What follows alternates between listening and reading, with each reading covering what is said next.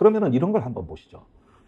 지금 한국 사회에서는 어떤 박근혜 국정농단급의 큰 대형 스캔들 범죄가 벌어지지 않는 이상 36%, 7%는 이게 지금 윤 대통령의 바닥이라고 봐야 되거든요. 그러니까 그거는 안전하다 그러면 거기에 안도해버려요. 안도해버린다고. 보는 시각에 따라서는 30%의 콘크리트 지지층은 불변으로 존재한다. 불변으로 존재한다. 그러니까 이게 요즘 나폴레옹 영화 유행하던데, 아니 엘바 섬에 나폴레옹 유배 갔지만 나는 아직도 황제야. 언젠가 나가. 이런데 또 그 말이 일부 맞잖아요.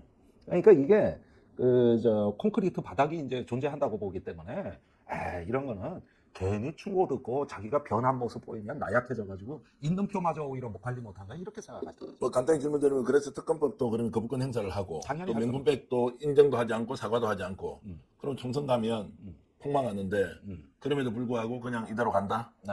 아니 그런데 이제 그렇다고 그냥 앉아서 죽을 사람들은 아니겠죠. 네. 이제 그런 면에서 박근혜가 지지율 20%까지 내려갔을 때 뭘 했는가를 한번 보십시오. 그때는 정권이 망한다 그러는 사람 아무도 없었을 때요. 20%대로 그때 우병우가 청와대 민정수석이 있었을 때입니다. 예. 그 무렵에 탄핵 얘기가 아직 안 나왔을 때, 그때 박근혜가 국회 시정연설 와가지고 파격적인 연설을 합니다. 정치개혁하겠다, 개헌하겠다. 그런데 그걸 예측한 사람이 국내에서도 몇 사람 안 됐어요. 네. 근데 무언가 이제 드디어 큰 판을 이제 상대로 도박이 시작이 되죠. 그런데 이후에 국정농단이 너무 많이 터지니까 그 박근혜 연설이 빛이 바랜 거예요. 네. 그래서 실제로 한번 전환을 해보려고 했는데 전환을 시도했죠. 더 큰 사건이 터져버리니까 묻히고 결국 탄핵으로 이제 그게 몰려갔다. 태블릿 PC입니다. 태블릿 PC 이제 터지면서 그렇게 됐는데 그럼 윤석열 대통령은 지금은 이제 특검법이나 이런 정도의 상황에서는 절대 움직이지 않을 것이다. 일단은 제가 보기에는 그 당시에 박근혜가 국정쇄신을 안 하고 이런 상태로 선거를 치렀다가 예. 그때 한 140에서 50석을 얻는 걸로 알고 총선 앞두고 공천이 다 끝나지 않은 상태에서 영국인가 어디 정상역에 출국을 해버립니다. 그런데 여의도 연구소가 2개의 안을 올렸는데 하나가 140에서 150 안이었는 거, 두 번째가 거의 맞췄는데 126선. 네. 그런데 두 번째 보고서가 진짜였던 것이죠. 그러니까 이게 총선에 참패하고 그 이듬해에 이제 탄핵의 길로 가게 되는 건데, 지금 윤석열의 길은 박근혜의 길이에요. 지금 가고 있는 길이. 네. 그런데 내년 총선이 비슷한 시기에 유사한 결론으로 갈 가능성이 높거든요. 자, 오늘 그래서 이제 전문가한테 이제 직접 여쭤봐야 될 게 하나 있는데 지금 이제 혹시라도 총선 전에 남북 문제에 대해서 균열이 있을 것 아니냐. 9.19 합의하기 이후에 뭔가 좀 심각한 상황이 도래할 경우에 총선에 직접적인 영향이 있을 수 있다 뭐 이런 게 있는데 지금 외신 쪽에서는 지금 이제 처음으로 이 문제에 대한 파기가 굉장히 국제사회에 위협이 된다는 이야기 이렇게. 이게 얼마나 심각한 문제냐면은 기사 내용은 뭐냐면은 우리가 한반도 정전협정에 중립국감시위원회라는 게 있습니다. 이게 이제 정전협정을 감시하는 중립국위원회가 아주 실효적으로 운영이 됐었어요. 지금 많이 무력화됐지만.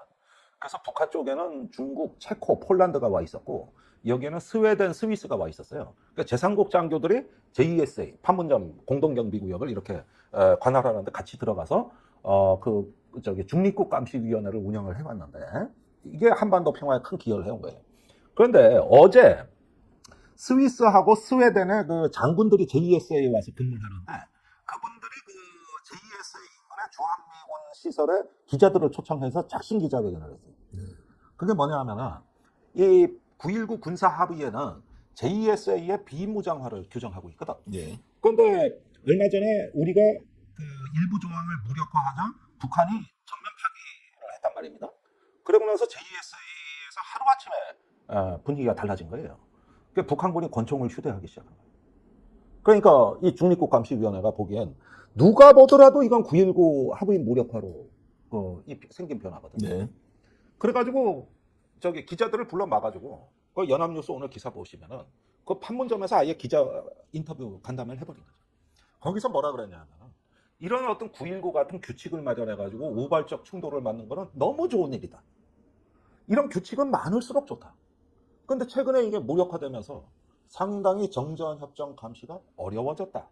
이래가지고 9.19 합의 파기로 군사적 오판 가능성이 커졌다. 이렇게 얘기를 한 거예요. 오케이. 그렇게 유도를 우리 정부가 하고 있는 겁니까? 아니면 유도했는데 북한이 유도하고 권총을 휴대하고 나왔기 때문에 북한이 과잉 반응을 보여서 아니 실제로 우발적 도발을 할 수도 있다. 어떻게 해석해야 됩니까? 아니 자꾸 북한이 파기했다 그랬는데 말인즉슨 맞지만 아니 우리가 일부 조항을 무력한다 그러면 북한이 그러면 전면 무력화 파기하겠다고 나오는 건 너무나 당연한 얘기거든요. 예. 쉽게 예측됐던 거거든요. 예. 예. 그런데 이제 우리 정부는 북한이 파기했다고 적반하장이라 그러면서 또 공격을 하는 거거든요. 예. 아니 그러면은 저기 뭐냐 내가 유리한 조항만 무력화하겠다 그러는데 아니 합의서라는 게 저기 뭐냐 무력화 되면 되는 것이고 아니면 아닌 것이지 내가 유리한 것만 무력화할 테니 나머지 니들이 불리한 거 그거는 계속 지켜 이런 합의는 없거든요. 국민들이 가장 우려하는 것은 이 상황에서 실제 우발적 충돌이 일어날 수도 있다. 이것은 실제 상황으로 저희들이 좀 걱정을 해야 됩니까? 아무도 모릅니다. 아무도 모른다는 아무도 것은 몰라요. 그러니까 우발적이라는 건 통제가 안 된다는 뜻인데 지금 우리나라 서부 개혁의 NLL 북방 한계선 부분이라든가 JSA라든가 또 민감한 그 장소가 있어요. 뭐 한강 하구의 중립 수역이라든가 이런 부분들에서는 굉장히 어떤 그 통제가 곤란한 군사 상황이 발생할 가능성이 높고 이제 봄이 되면은 저기 남풍이 붑니다. 그때가 그 탈북 단체가 대북 전단을 집중 살포하는 때거든요. 그러니까 이런 것들이 북한 측에서는 반드시 대응한다는 입장인데 이랬을 때 그 풍선을 요격하기 위해서 북한이 고사총을 발사하면 이쪽은 자동 응사하게 되어 있습니다. 연일 신원식 국방장관이 1초도 망설이지만 이렇게 이야기를 하고 있기 때문에 이건 교전 가능성이 굉장히 높아요.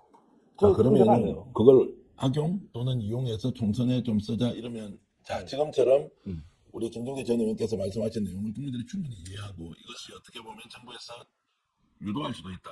이렇게 본다면 총선에 지금까지 북풍 무조건 보수 쪽에 유리했다. 이번에도 무조건 똑같이 적용될 가능성이 있습니까? 그러니까 그럴 때 참 민주당이 잘해야 되거든요. 예. 그러니까 역대 북풍이 분 사례를 제가 쭉 지난 30년간 봤을 때 꼭 민주당에 통제 안 되는 사람들이 나와 이상한 말을 또 한다고. 그러면 정권이 유도를 하고 악의적으로 한 건데 이상하게 야당은 그 족족 말려든단 말이야. 그래가지고 최근에 진 선거가 2012년에 총선 그때 강정마을이 터졌었어요. 그게 북풍이 돼버렸습니다. 그 다음에 그해 연말에 NLL 대화록 논란이 있었어요. 그대로 그거 치명타를 넣었습니다. 안 말려들 것 같은데 신기하게 말려든다고. 그러면은 저쪽은 언론을 갖고 있고 이 국가안보에 의제 설정을 해야 하는 집권 여당이기 때문에 여기에 엄청난 사상 이념 공세를 퍼부어요. 그리고 이념 논쟁은 윤 대통령이 하고 싶어 하는 거예요. 그러면은 저기 어디 지금 최근에 뭐 농민조직 국가보안법 수사 중이거든요.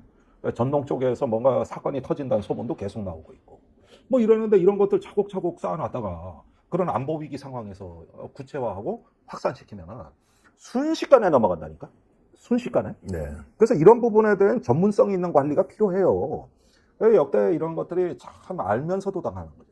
그래서 우리가 뻔히 아는 저 악의적인 거를 눈 뜨고 보고 당한 게 지금까지 벌써 뭐 수없이 많은 있기 때문에 좀 경험적으로 경계해야 된다고 봅니다. 지금 현재 민주당의 역량으로는 이런 상황에 좀 능동적으로 대처하기 어렵다 또는 지금 현재 상황은 대처하지 못하고 있다 이런 평가가 좀 객관적입니까? 근데 그런 부분에서는 얼마나 준비되어 있는지에 대해서 저는 조금 우려합니다. 예. 왜냐하면 준비를 해도 당하는 게 북풍인데 예. 이런 점에서 저기 특히 어떤 안보 상황 점검이라든가 여기에 맞는 전문성 배치라든가 이런 부분에서 절대 소홀히 하지 마시라. 김대중 총재가 옛날에 97년 집권할 때 이 부분에 엄청나게 투자를 했습니다. 그것이 이제 또 하나의 승인이 됐던 것이죠. 그러면 지금 이제 북풍이 실제로 저는 뭐 그냥 상상 속에서만 있는 것이지 실제로 일어나겠느냐에 대해서 의문이 좀 많이 들기도 한데 네. 지금 이게 실제 상황으로 올 수 있다는 걸 들으니까 굉장히 긴장이 되고 특검법 문제나 김건희 명품백 같은 문제는 우리 사회 안에서 이렇든 저렇든 우리가 네. 정리정돈을 하고 가는 것이니 정치적으로 이해관계가 엇갈려서 누가 의석을 좀 더 가지고 덜 가지고 이 문제이고 자, 이걸 보세요. 네. 이걸 언론에서 그냥 넘어가는 게 중대한 사안이 하나 있는데 네. 저번에 디플로맷에서 한국의 확증 편향과 편견이 부산 엑스포를 날렸다. 이게 미국의 디플로맷 보도라는 거 알고 계시죠? 네. 그래가지고 이게 국내에서 화제가 많이 됐는데 그 기사 말미에 놓칠 수 없는 대목이 하나 있어요. 이번에 우리가 개발도상국 표를 죽 썼단 말이에요. 그런데 그 글로벌 사우스로 불리는 개발도상국의 요즘 가장 영향력이 큰 게 중국입니다. 네. 그런데 그 기사에서 뭐라고 얘기하냐면은 중국이 개발도상국의 한국 엑스포를 지지하지 말라고 요청했다. 이게 결정타로 돼 있다. 네. 자, 이거 지금 제가 구체적으로 확인된 사실이 아니라 가지고 이거 확증은 못합니다만 이게 사실은 유력 외신에 나온 기사입니다. 그러면은 네. 보십시오.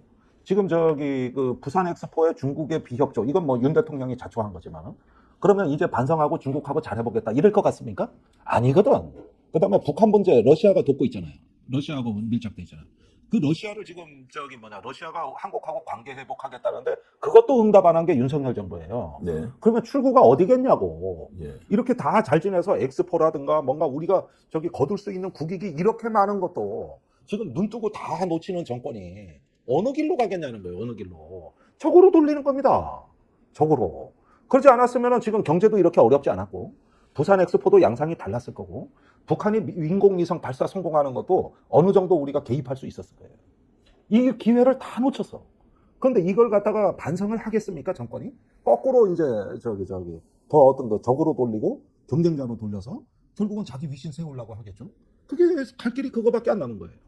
그 말씀을 들어보니까 지금 현재 윤석열 정부가 추진하고 있는 일련의 외교적 실패 또는 국내 경제 정책의 실패, 정치의 실패가 결과적으로는 전 세계가 안정적인 성장을 꾀하기 위해서 도약의 준비 단계에 들어가 있는데 한국은 오히려 경제가 더욱더 나락으로 빠지고 있는 것이 결국에는 윤석열 정부의 정책 실패가 빚어낸 당연한 결과다. 이제 이런 말씀으로 제가 이해를 하고 이걸 변명하려고 하는 과정에서 위험한 생각을 하다는 거예요.